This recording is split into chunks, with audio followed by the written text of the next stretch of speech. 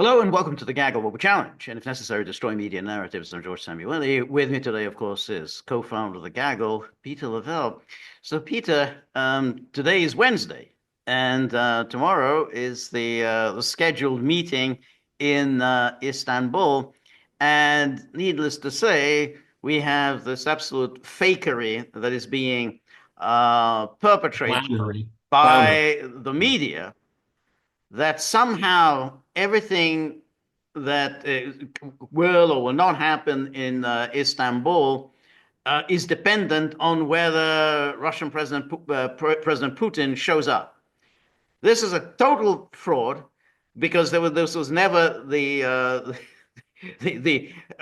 goal when Putin suggested direct negotiations in Istanbul in order to continue the aborted talks from April of 2022. And it already started when, after this announcement by Putin, and then Trump endorsement, say, yeah, great, direct negotiations, fine. And then Zelensky jumped in and said, yeah, I'm going to be there. I'm going. Um, and Oh, then and the law that was passed by the Ukrainian parliament that no one is allowed to negotiate with the Russians, that doesn't apply to me. that's It doesn't apply to that me. it doesn't apply to me. And then suddenly the media have seized on this and said, oh, well, it looks like Putin isn't going to show up. He said he was going to show up. It looks like Putin's not going to show up. So Zelensky's going to show up. Putin's not going to show up.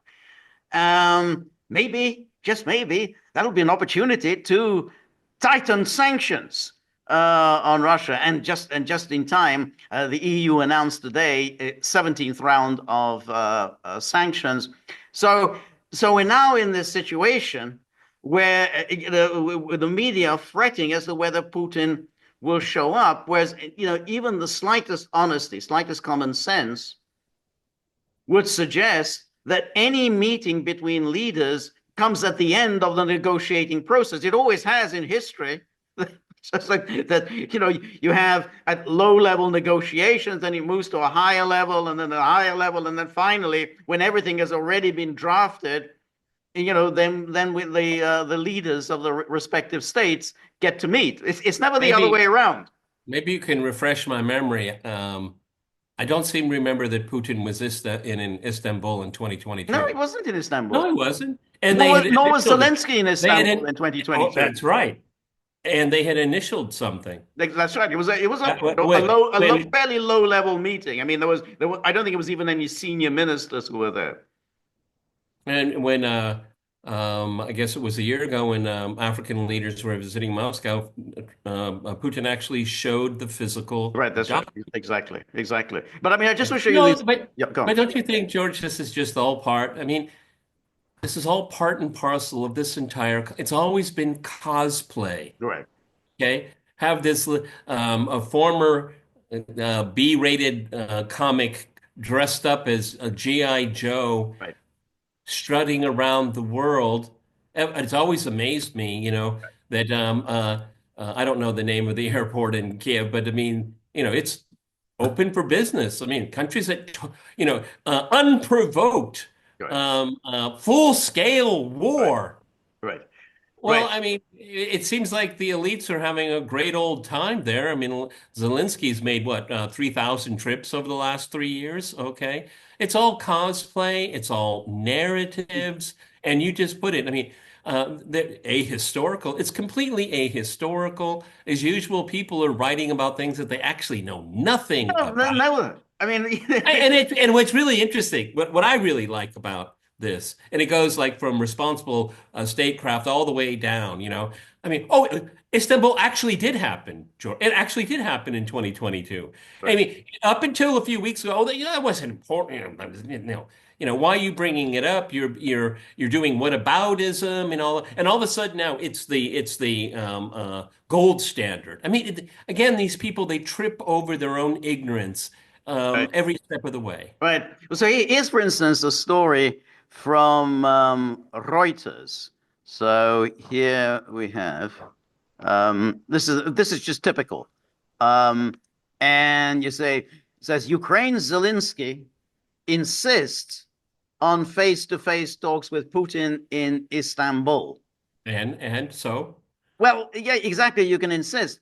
Now, it is true that Trump said that Marco Rubio will be in Istanbul, and I think Steve Witkoff will be there, and and Keith Kellogg. right. That's right. Um, so it is possible, though we don't know, it is possible that Lavrov might show up. Since if Rubio is going to be there, Lavrov may show up. I don't know. I mean, the Russian. I really, really doubt it. But anyway. But nonetheless, Well, I'm sorry, before you go on, George. Okay, so Marco Rubio, he's going to be in the country. We know that. right, Okay. right. Kellogg, it looks like, well, because the Ukrainians are there, he's going to be there. He's part of the Ukrainian Right. delegation. But let's go back to basics. Direct negotiations between Russia and Ukraine. So who gives a rat's ass? Who else is there? Okay. This is a bilateral meeting. Yeah, Okay. And that's why it should be. Okay. That's what was proposed, endorsed by the President of the United States, and belatedly, in a most clown-like way, Zelensky has agreed to right. be part No, of the. I think that's right.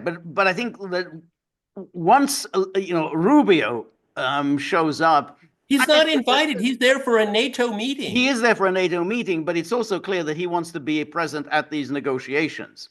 Well, It's not Marco it's not Rubio didn't determine the No, rules of that's true. engagement But here. Trump seems to be suggesting that Rubio will be there for these negotiations. So here, for instance, Zelensky, Kremlin has yet to say whether Putin will take part in the talks. I mean, it's pretty obvious that he's not going to take part. He's going to be in Iran, I think. I don't think I don't think it's going to be tomorrow in Iran. I think that Oh, he's hasn't going to been be in set. Iran this week. I don't think the date Okay. has been set. I think it hasn't been Oh, set okay. yet. All right. All right. All right. The planned talks have become the main focus of peace efforts led by U.S. President Donald Trump, who said he would send Secretary of State Marco Rubio and has also offered to attend. Trump is also sending envoys Steve Witkoff and Keith Kellogg. And then, Zelensky said he wanted to negotiate an unconditional 30-day ceasefire as a step towards ending the war, and that Putin should take part in talks because everything in Russia depends on him.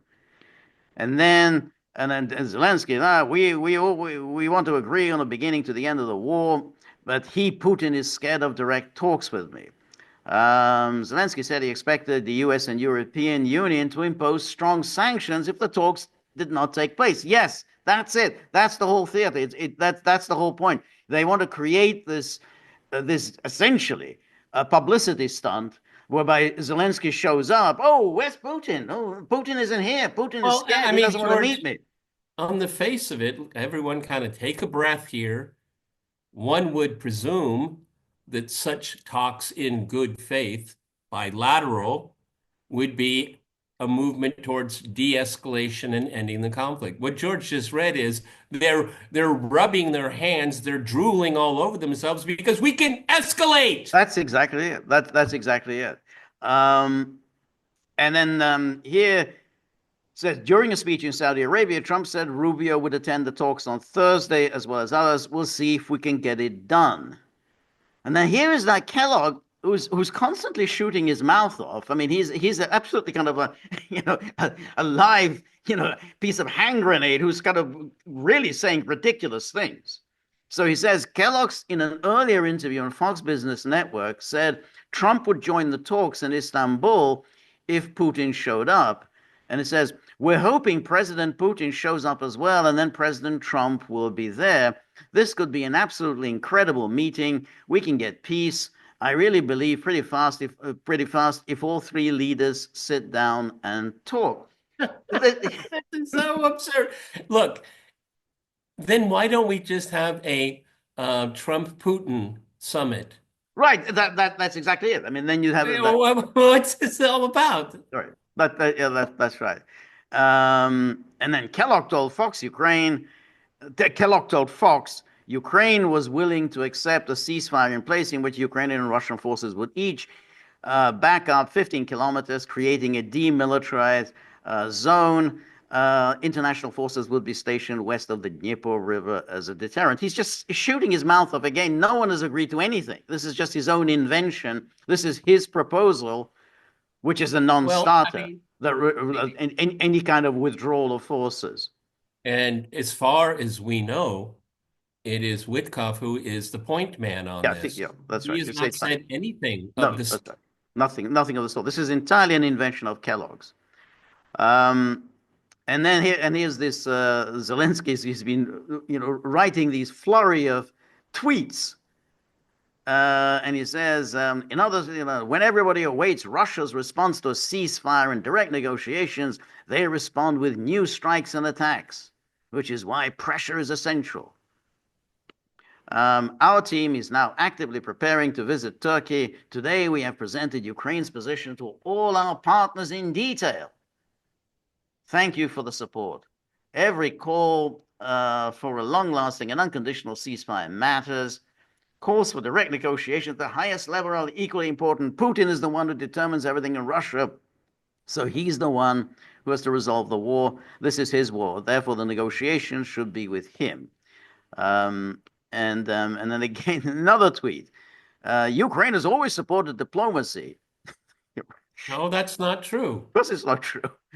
I am ready to come to Turkey. Unfortunately, the world still has not received a clear response from Russia to the numerous proposals for a ceasefire. They have responded. I've been following this from my end here, and as George and I have pointed out, a very good matter of fact, if boring as dry bones, is TASS. And yes, they're getting their team together Right, very calmly. No exclamation points, right, no right, emoji.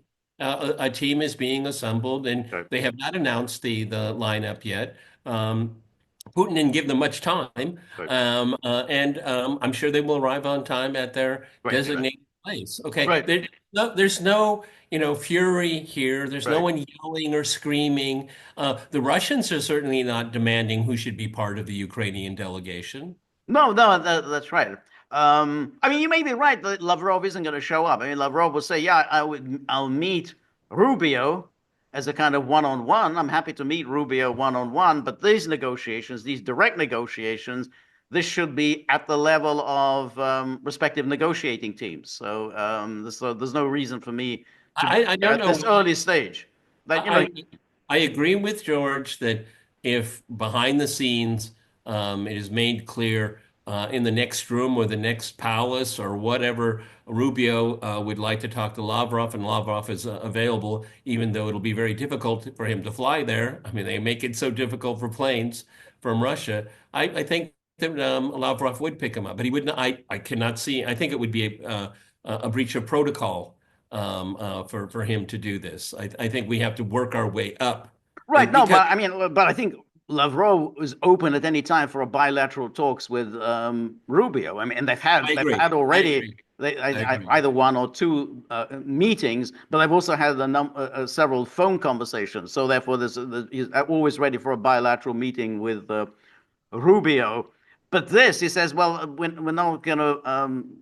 I mean, I would be very surprised at this stage when Russia, as you know, if Ukraine were presenting some serious negotiating points, in other words, hey, we're really making progress here, then you can say, okay, well, you can get a foreign minister to say, look, we're really making progress. But at this stage, where you're really just trying to find out if there's any serious intent whatsoever, you're not going to bring in your foreign minister. I mean, you leave that George, for a later stage. George, this is a planned failure, Mm. the way I see it. Okay. It's just going to be another stage of just acrimony, yelling and screaming. Yeah, that's right. Nothing is going to be accomplished. I may be wrong, but everything you've just said for the last 10 minutes tells me it's going to be a design demolition meeting. Right. Right. No, that's it. No, that's it. And without, unless there's some guarantee that this is going to be serious, and there clearly isn't for just by reading this, then Lavrov would essentially be setting himself up for having Zelensky just ranting away. Well, That's I look. mean, This is the goal. I mean, this is what Zelensky is trying to do. exactly. Exactly, So yeah, exactly. What I'm kind of hoping for, say, I look for what's meaningful. The staging is not meaningful to me. The people that write the Reuters and the Bloombergs, they'll get a couple days of print out of this. Great, that's what I've been doing for 3 years. But I'm going to be very curious, George, if Witkoff and Rubio are going to be in the same room, who is Trump going to listen to? And how to what the level of anger right, that Rubio is probably because he's going to be humiliated. right. This is Rubio is setting himself up for humiliation. The Secretary of State doesn't mean much more than a pot of hot spit. Okay, and so I think he's going to listen to Witkoff. I think that's who he's going to listen to. Yeah, yeah. Um, and then so that's another tweet, and then he says, I spoke with Erdogan to discuss key details of the meeting in Turkey, which could help bring an end to the war. I'm grateful for his support and readiness to facilitate diplomacy at the highest levels. We share a common view on the need for a ceasefire. It's also essential that our partners ensure monitoring of the ceasefire, which, as we already know, that's not on the cards. Talk about putting the horse ahead of the Right, it's cart. not going to happen. And then we are ready for direct talks with Putin. It's crucial that we in Europe continue working together. Um, and then here's Ursula von der Leyen. I welcome the agreement on our 17th sanctions package against Russia. Can you hear the jackboots in the background? We are further restricting access to battlefield technology, and we have listed an additional 189 Shadow Fleet vessels to target Russia's energy exports. Oh, more piracy. Okay. That's right. The war has to end. We will keep the pressure high on the Kremlin. Um, and then here's this. Trump says he does not know if Putin will show up to talks in Turkey. This is the Guardian. You think, well, of course he doesn't know. I mean, it's like they don't clear with Trump whether they're going to show up or not. So I don't know. I mean, whether they're going to show up. So the U.S. President Donald Trump on Wednesday said he did not know if Russian President Vladimir Putin would show up for talks on the war in Ukraine. Says he'd like me to be there, and that's a possibility. I don't know that he would be there if I'm not there. We're going to find out. Trump told reporters traveling aboard Air Force One en route to Qatar. Um, and then Merz, Weltschmerz, German Chancellor Friedrich Merz said on Wednesday that there must not be any settlement in Ukraine in the form of a dictated peace from Moscow. Addressing Parliament, Merz said there must be no submission to militarily created facts against Ukraine's will. According to Reuters, Merz said that the West must not allow itself to be divided on Ukraine, adding that he was working to ensure unity between European and US partners on how to end the war. Oh, really? Where is that unity? I don't see Where, that. where is that unity, George? I don't, yeah, Everybody, it's already been memory hold. The yeah, the uh, the bunker, the train car, the Berlin bunker of yes, 1945. I've already forgotten about that. that's right.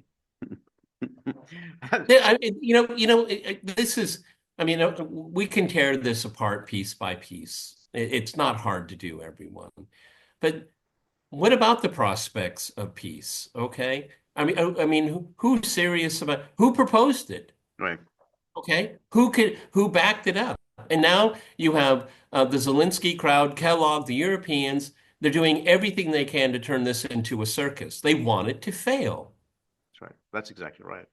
Um, because if this was in any way serious, if they were in any way serious, they would be now discussing issues like, well, what are our settlement terms? What terms are we going to agree upon? So they would have to be talking about territorial terms. They would have to be talking about future security arrangements, such as NATO membership, size of Ukraine armed forces. There would have to be discussions about which Russia cares most about, which is the what they call the root causes, which means there has to be some kind of a new security architecture in Europe. In other words, if you were serious, then you would be talking about the substance of any talks.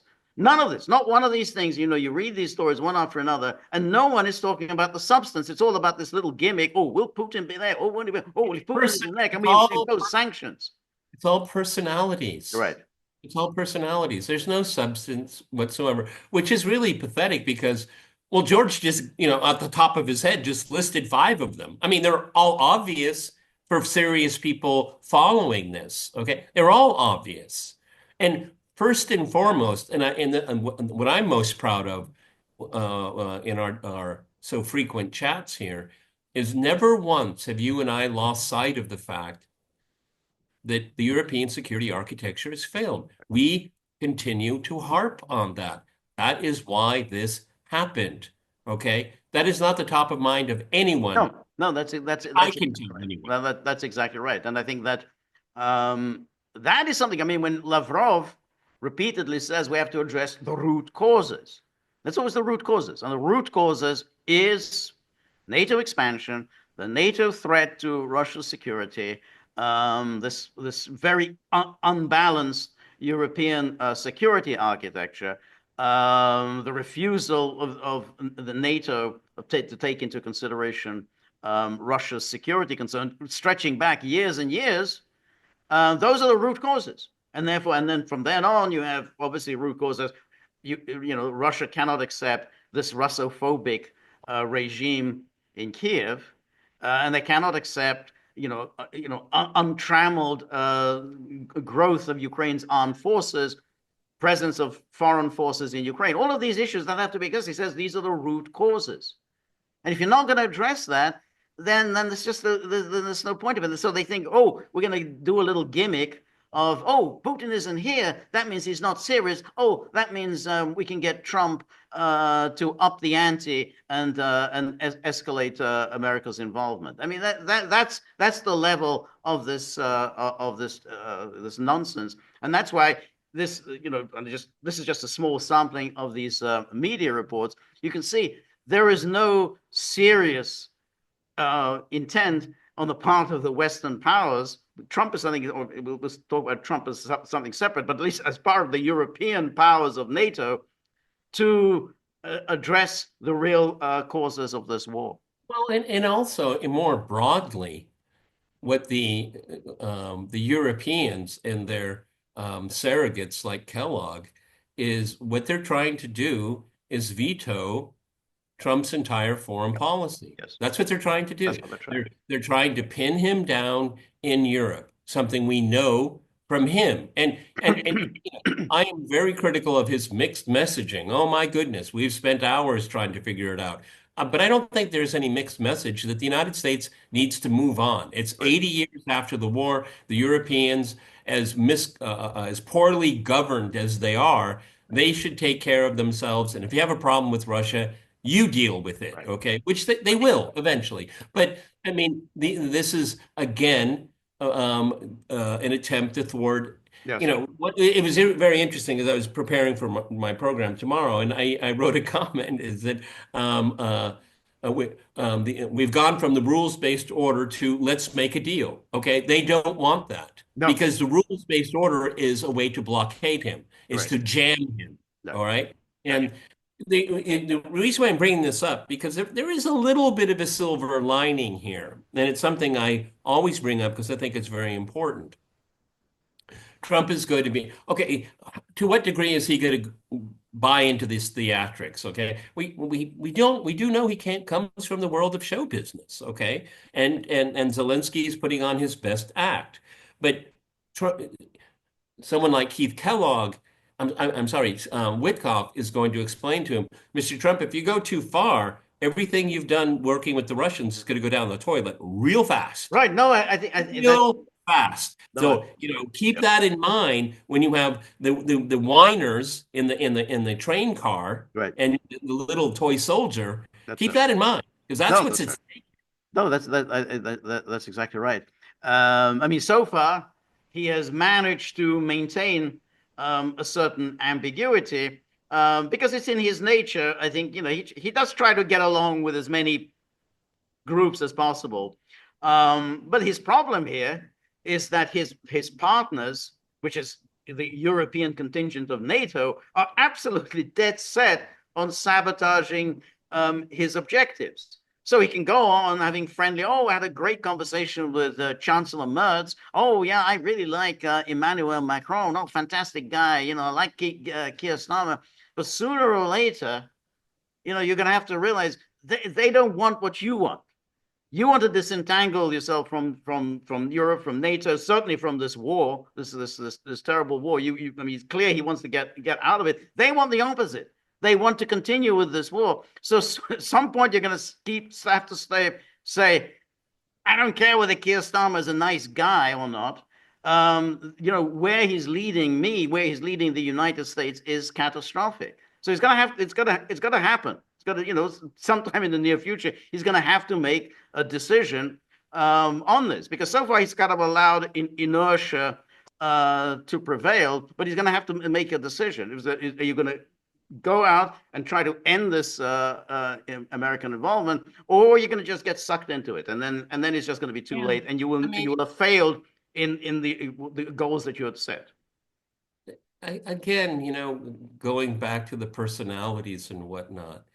I mean, it sounds like, it's the hottest ticket in town. It's like the senior ball or something like that.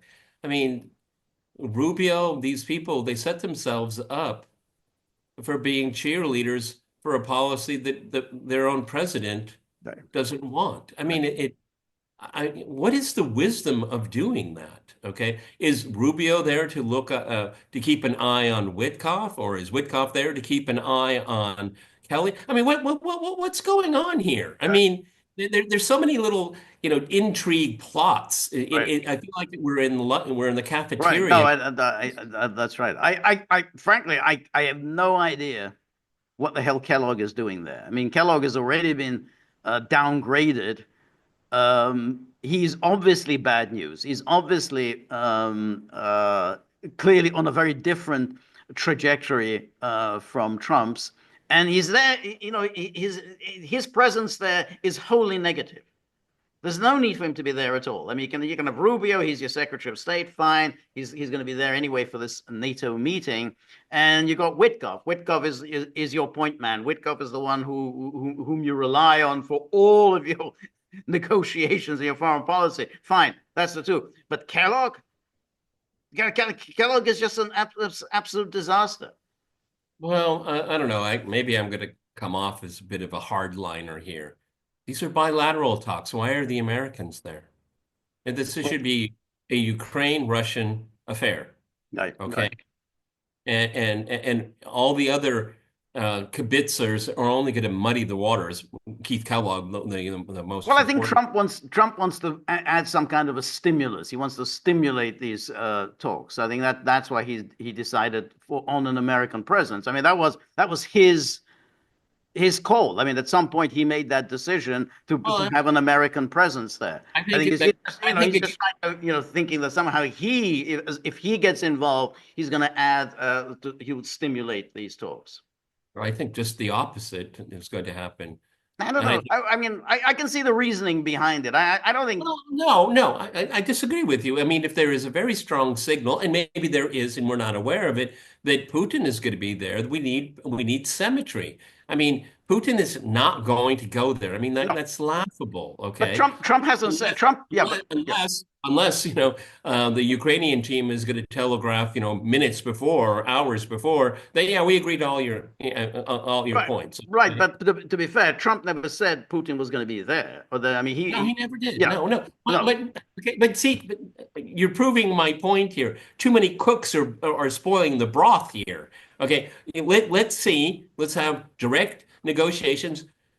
The possibility of success is about 0.1%. Okay, but everybody else piling in, it's just going to turn into a spectacle. That's all it's going to be.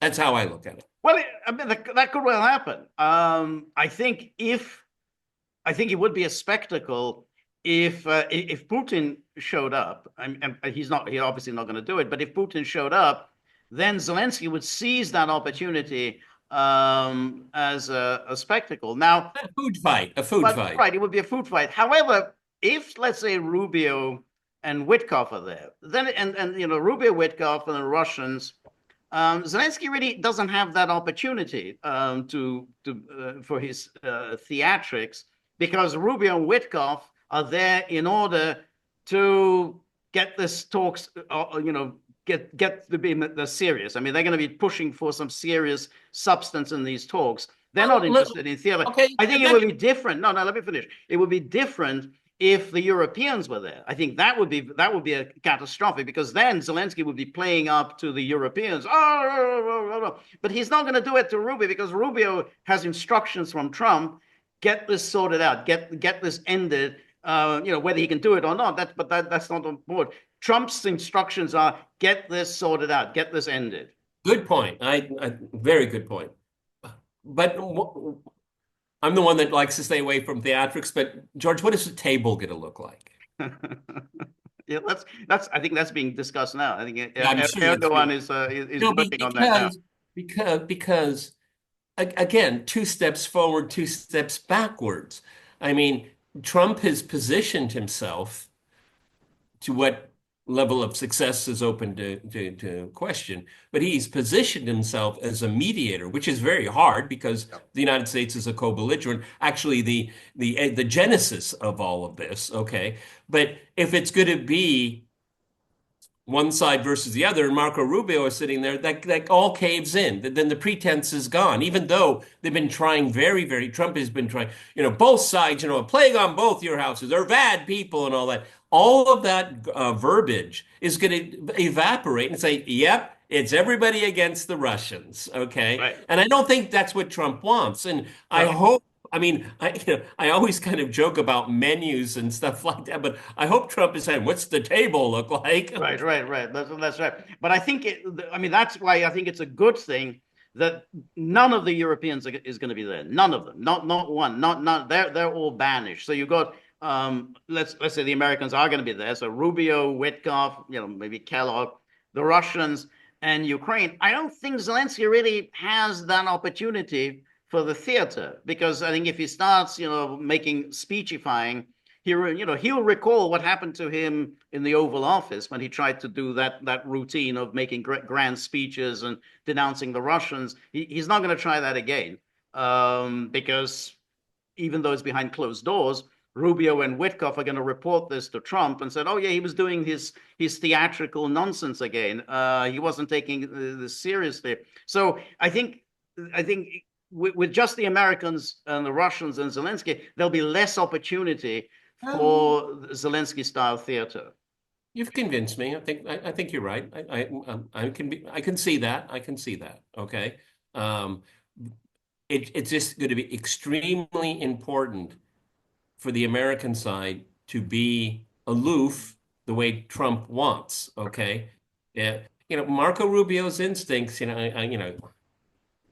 can't change the spots on these guys. Yeah, that's Okay. true. Okay. So we'll see. I mean, but if Rubio goes beyond his mandate, well, we saw what happened to the National Security That's right, Advisor. exactly. And that's right. That's right. But Rubio seems to be a shrewder player than Waltz. He's certainly showed himself to be much smoother and more cunning than Waltz turned out to be. Waltz just simply, destroyed himself in no time at all. So Rubio's not like that. He's a smooth performer, and to everyone's amazement, he's just repeating Trumpian talking points. I mean, so everyone's just amazed. Hey, what happened to Marco? The Marco we remember, the neocon's neocon. We remember him from all those years ago, but now he's just repeating Trump's talking points. So he's very smooth, but of course, there's no need to trust him, but he doesn't want to lose his job, at least not for the Yeah. time being. Since his administration seems to be known for tattoos, I wonder if Marco Rubio has a John McCain tattoo somewhere we can't see. Okay. Yeah, a lot of anticipation here. I find it perfectly, what's the word I want? Perfectly expected that the media circus would be what it is. George did a nice little cursory review for us here. They're muddying the waters very, very much. It's turning into cosplay, narrative control. None of them seem to be interested in ending the war. No, no, definitely not. On the contrary, so we want this to, we absolutely desperately want to keep it going. It's a quite amazing. I don't remember any war in my lifetime where the media were desperate for negotiations to fail. Maybe there have been something, but it's in all previous wars. I mean, the media at least made some attempt to root for peace talks. Here, it's absolutely they're determined, try to find one way or another to ensure that they fail. Yeah, and it again, a viable, successful foreign policy is not should never be predicated on the demonization of one person. And this is a default position that we've seen since the end of the Right, Cold War. right. Every single time if we just get rid of this guy, Yep, okay, yep. all right, and the Zelensky's handlers, you can see him mimicking that. Everything's decided by Russia. No, That's right. Russia's foreign policy and security interests are determined by Russia, not by any single Right, individual. right. Okay. One of these points that very rarely is ever mentioned, even in our lane here, is that Putin is under a lot of pressure too. Okay, he can't give away the store. They saw Gorbachev give away the store. They saw Yeltsin give away the store. You know, Putin has a learning curve too, and he can't do it. He will not do it. It would be intolerable, intolerable. Right, right. I mean, I mean, you'd have to think.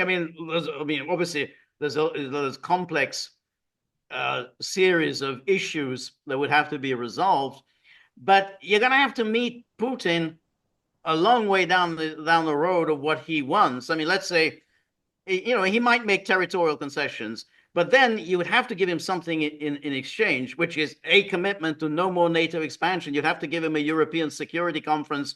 You'd have to give him restrictions on Ukrainian arms, restrictions on any foreign presence in Ukraine. Then you might get territorial concessions, but you can't just simply, oh, well, he's just going to give this up and give that up. I mean, for instance, like you read in Responsible Statecraft, oh, well, I think this is a reasonable deal. So why is that a reasonable deal? I mean, that's like, just because you think that's a reasonable deal. I mean, you can't just simply, make concession after concession and then say, oh, well, that's a reasonable deal. Yeah, and it's after 3 years since you mentioned, I already mentioned it, first responsible statecraft.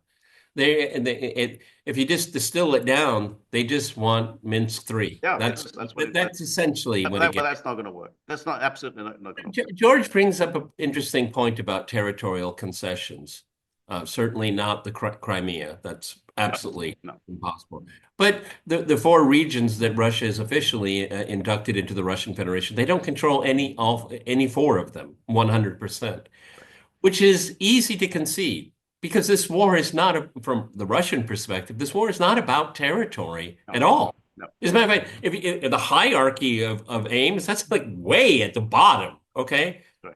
it's way at the bottom. That's exactly right. Okay, Absolutely. but if that is going to be compromised, where a concession, to use that word, part of that will be is respect for Russian speakers, or the Orthodox. Right. That's going to be a serious element. That's a lot higher. Okay. That's right. And why, everyone? Because it's reported here on the nightly news every single day how Russians are abused by the Ukrainian authorities. And all of it has been documented. Those 8 years in the Donbass being shelled. And because it's never translated into English, but you had all of these militia groups, Azov and all the rest of them, gleefully killing civilians and recording it and putting it on social media. Okay, that has all been recorded. That is in an archive. Yeah. That is not going to be forgotten. So, it's a lot more complex than people in the West portray it. Okay, this is a war that the Obama, Biden, and Trump at first won.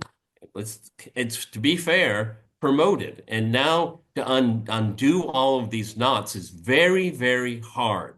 Okay. Because if you don't want to talk about the origin story of this conflict, you can't understand why it's so difficult to resolve.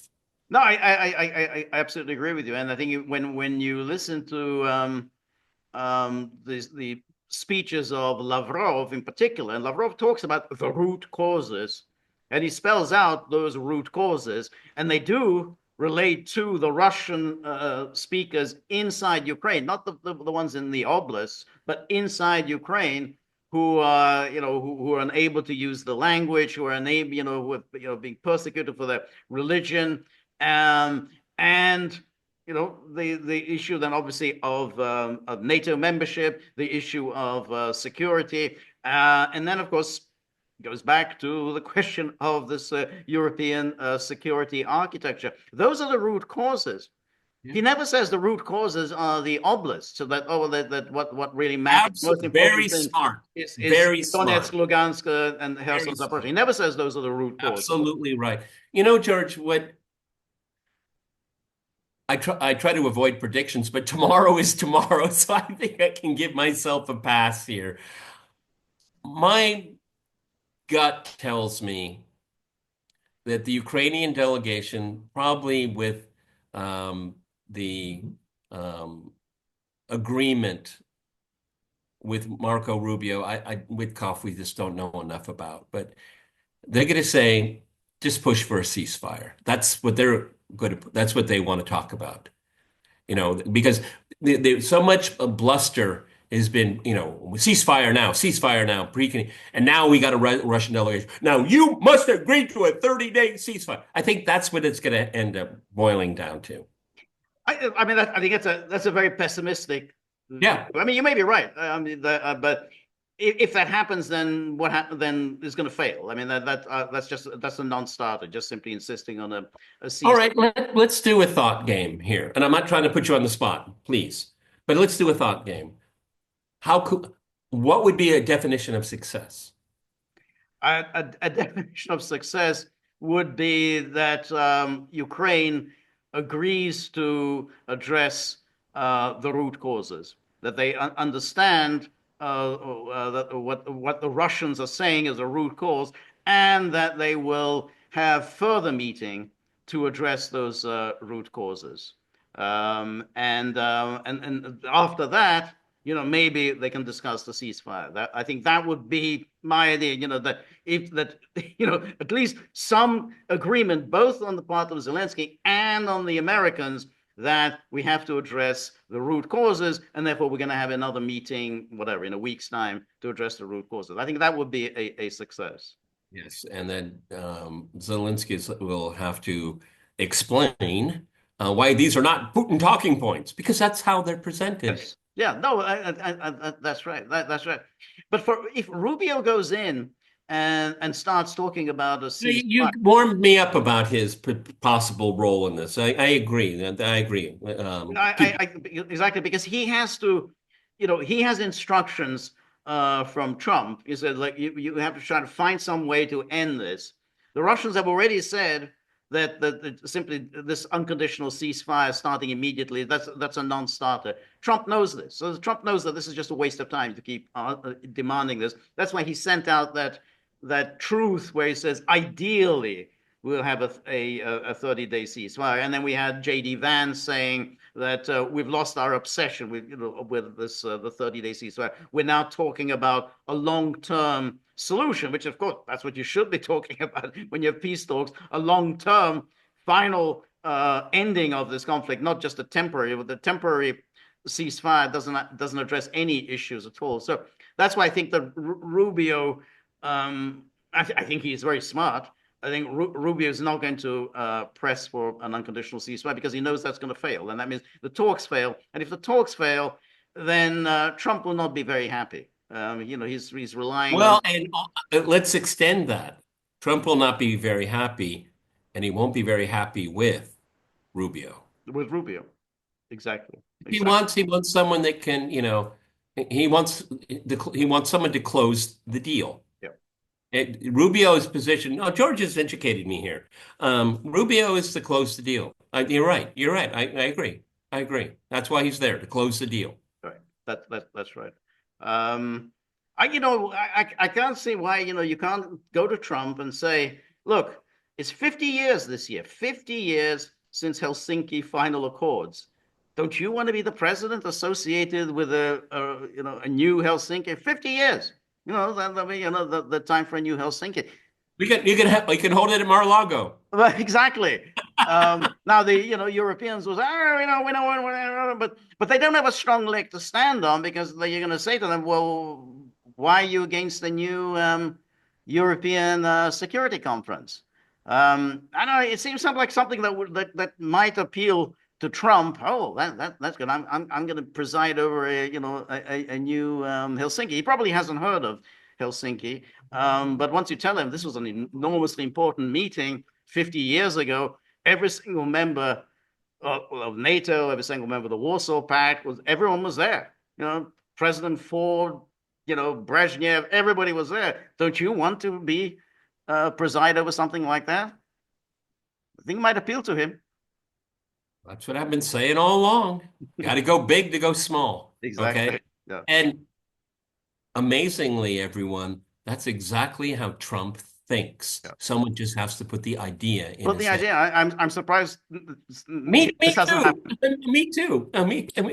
Because that he would usher in a new security Okay. architecture for Europe, and he can free him, and not necessarily free him to do good things, but free him to do other things. Right. Okay, if Yeah. that, yeah, if that's why.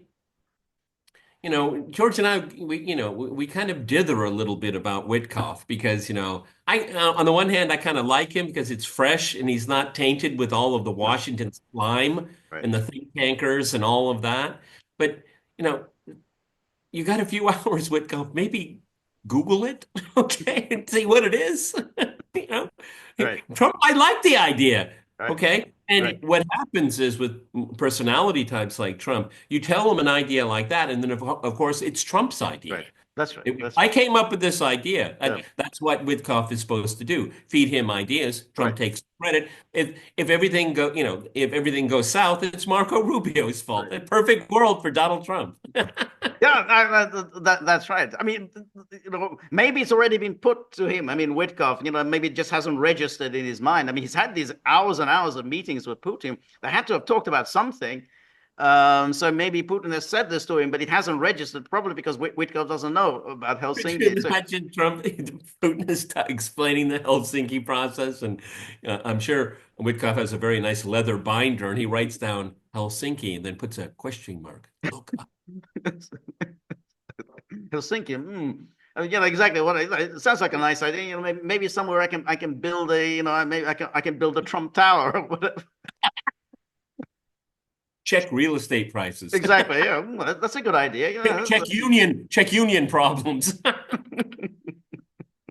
Okay, everybody. I think George and I kind of gave the best case, worst case here. I think this worked out really well. Okay. Right. And that is the reason to watch this podcast, Yep, everyone. that's Okay. right. Because as usual, we work it out in real time. We went back and forth, back and forth. George threw in a few cards. I threw in a few cards. Okay.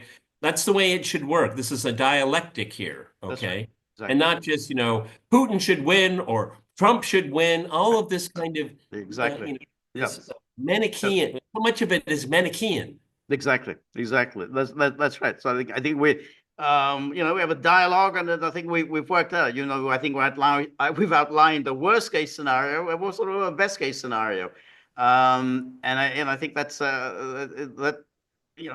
I think somewhere along the line, I think that's what's going to happen tomorrow. So Well, yeah, everybody, we're going to talk about this when? Friday. on Friday, exactly. All right, everybody.